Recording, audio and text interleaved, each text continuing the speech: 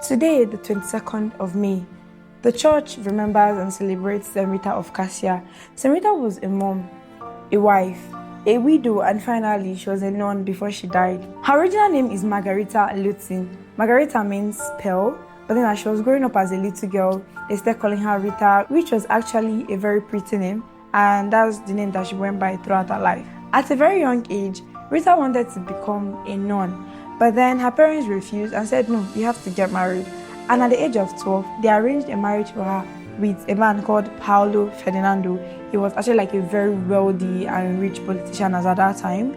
And they got married. She had to agree at some point. Her marriage with her husband started out well. They gave birth to 2 handsome boys. But then at some point in the marriage, the husband began to change. He started becoming very violent towards her. He used bad words on her. He physically abused her. And she eventually turned to a victim in her own marriage. But then, even in that difficult and dangerous marriage with her husband, she never stopped loving him and taking care of him. Every day of her marriage, she prayed for the conversion of her husband. And she suffered this physical abuse for, 18 years of her marriage. And, towards around the 18th year, the husband finally started becoming a better person towards her, started becoming more loving and caring. But then, that didn't last long. Remember I said something like the husband being a wealthy politician, and because of this, because he was into politics, he had so many enemies. And even though he was converting, it did not stop his past enemies from planning evil against him. And suddenly, he was murdered in cold blood. This was a very hard time for Rita because she was at the point of finally enjoying the answered prayers that God granted her. And as Rita was trying to regain and recover from the pain of losing her husband, another thing started happening again. Her children, under the influence of her husband's family, specifically their uncle, started planning on how to murder the people that killed their dad. This was another very difficult point for Rita because she could not watch her own children turn into murderers. That would completely destroy and endanger her. So she began to pray, and not just pray, she begged her sons to please allow God to take control of the situation. But then they didn't listen. They kept on planning and scheming and planning and scheming. And she was left with no other choice.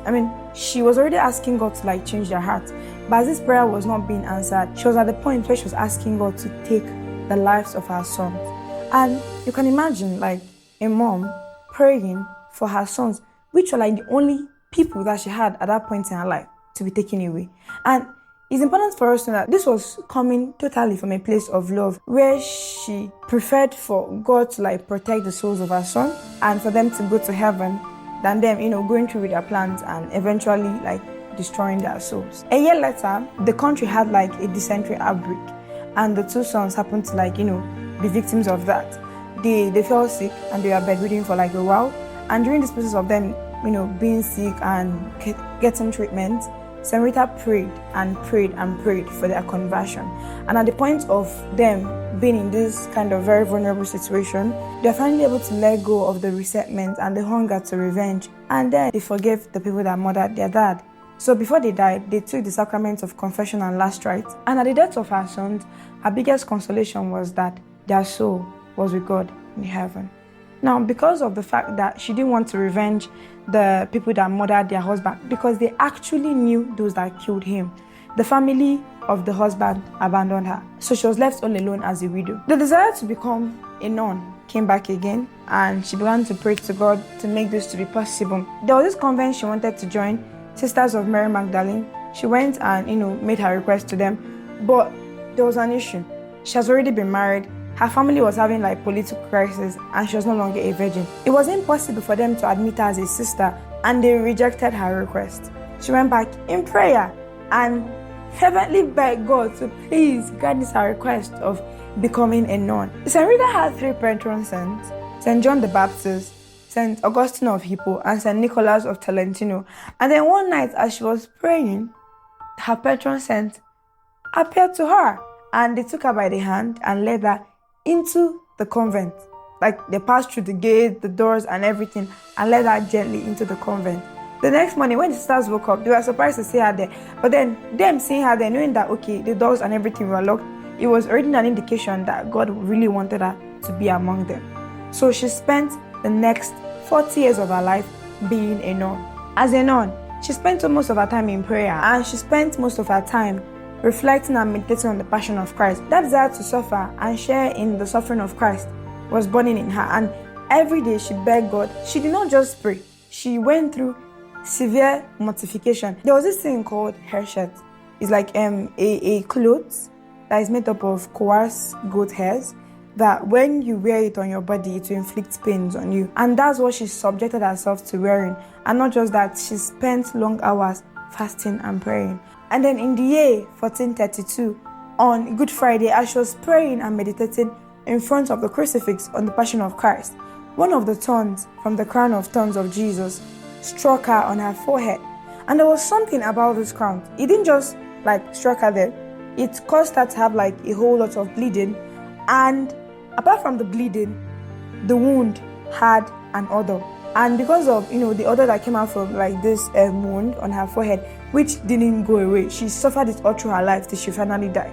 The sisters had to isolate her from every other person, and she lived in isolation. This stigmata went on for 18 good years till she died. Few months before her death, around early January, her relative visited her. And at this time of the year, there was so much snow everywhere, and it was the winter season. So they were having this conversation, and she told her that, I want you to go outside there and bring a rose flower for me. Now, this is this was impossible. Let's say like this now, we're in Nigeria, and we're having seasons, and then during the dry season, someone says you should go out there and find a blooming hibiscus flower. It is not possible. But then her relative did go out there, and then in the midst of the snow, she saw the flower, and she brought it to her. This was a very remarkable incident in her life, and this is one of the reasons why she's referred to as a saint of impossible. Because even while she lived, she experienced impossible situations in her life, things that people never thought would ever be possible. A few months later, on 22nd of May, she died of tuberculosis. And at her death, two remarkable things happened. First of all, she had a swarm of black bees that flew all around her.